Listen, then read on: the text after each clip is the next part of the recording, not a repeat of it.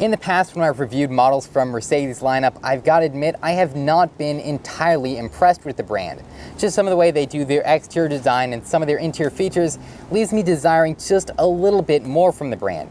Well, today I'm going to be giving you guys a full in-depth review and tour of this 2019 Mercedes-AMG GLC 63, and I'm hoping it can turn my mind around about Mercedes-Benz. I'm going to walk you guys through the powertrain, the performance specs, the exterior and interior features before finally taking it on a quick test drive to see if it will compete with cars like the Porsche Macan and Audi Q3. So let's get right into the review.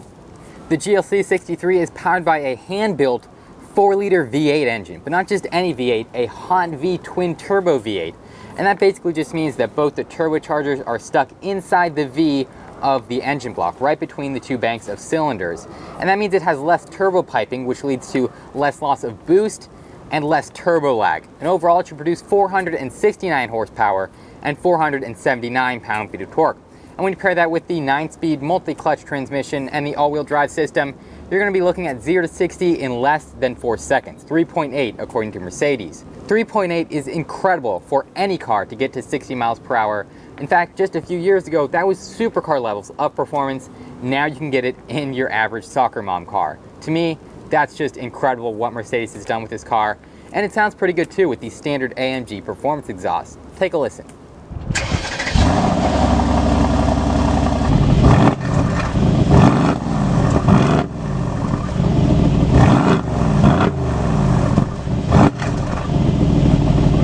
Like I said before, I haven't always been a huge fan of Mercedes' design language, but they really are improving when you look at their new models and where the company is headed.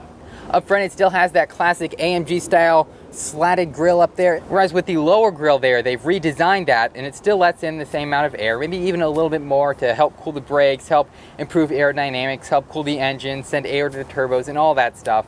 But it looks a lot more smooth and really fits with the front end of this car a lot better.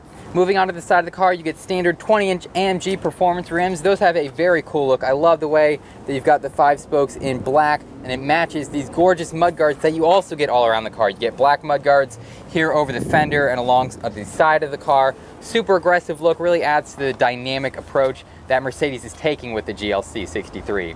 And also on the side here, you do get a bit of a strip, some trim, I guess you could say, around the windows. Normally that comes in chrome, but here this car has the black night package or whatever it's called, so it's been upgraded to a black look. Very, very smooth on that side there. And to top it all off, in the rear of the car, obviously you have LED taillights, a little bit of a spoiler coming up over that hatchback, and of course, those quad AMG Performance exhaust tips. Overall, it is a pretty good design. And now let's hop in and check out some of the features and the design in the interior. The interior of the GLC 63 is available with leather as well as a variety of trim options such as wood, aluminum, or carbon fiber. And it's the same with seats. You've got a couple different options.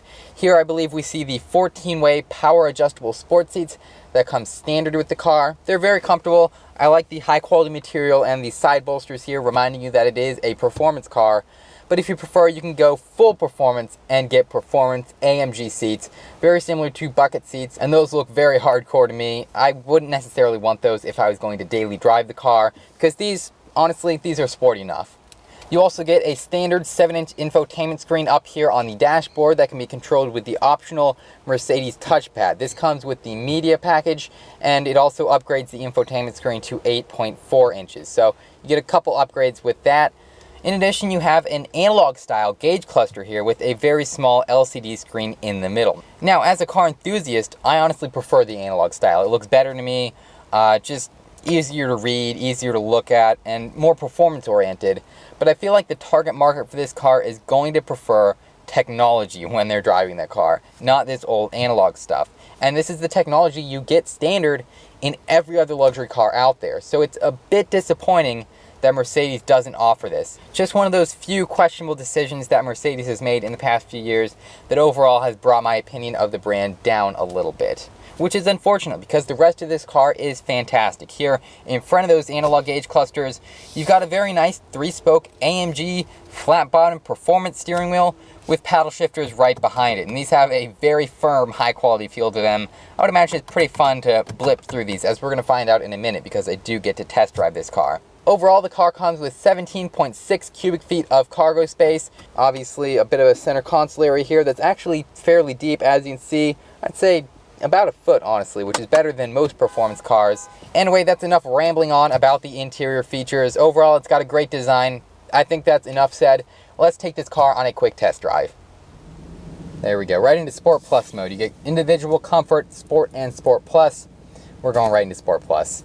Now, Mercedes always have these odd gear selectors that always confuse me. Okay, so you press down twice. There we go. All right, that puts us into drive, and off we go. It is noisy. Obviously, I'm in Sport Plus, so that could just be Sport Plus, but it does feel noisy. Steering is tight as well. I wonder if that adjusts with your Sport mode. Honestly, the way it drives around normally, it's really loud. Everything's tight, like as far as the steering and the accelerator and the brake go. I'm gonna pop it out of Sport in a minute here and see. We're gonna do a quick acceleration first. It's fun. It is fun. I'm gonna pop it into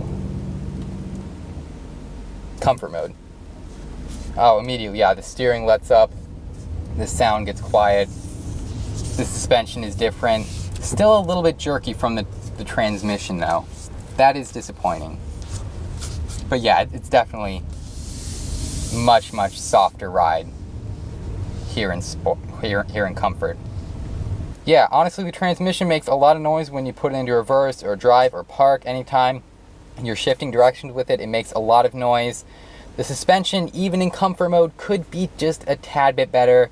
It's a pretty harsh ride in Sport Plus, pretty noisy. It's fun. It is fun, but if you're looking for luxury and comfort, maybe go with something else. Honestly, I feel like the Porsche Macan or the Audi Q8 even do a better job balancing sportiness with luxury and comfort. But overall, yeah, this was pretty good. I was fairly impressed. It's fast. It's more comfortable than my car, for sure. And overall, it's something I would definitely consider buying. One last rev. Gorgeous. All right, that's enough. If you're into AMG vehicles, you can check out my review of the AMG CLS by clicking right there. Also, my review of the new A220 by clicking right there. As always, guys, thank you so much for watching this review. Make sure to leave it a thumbs up, comment your thoughts below, subscribe if you haven't already, and thank you so much for watching.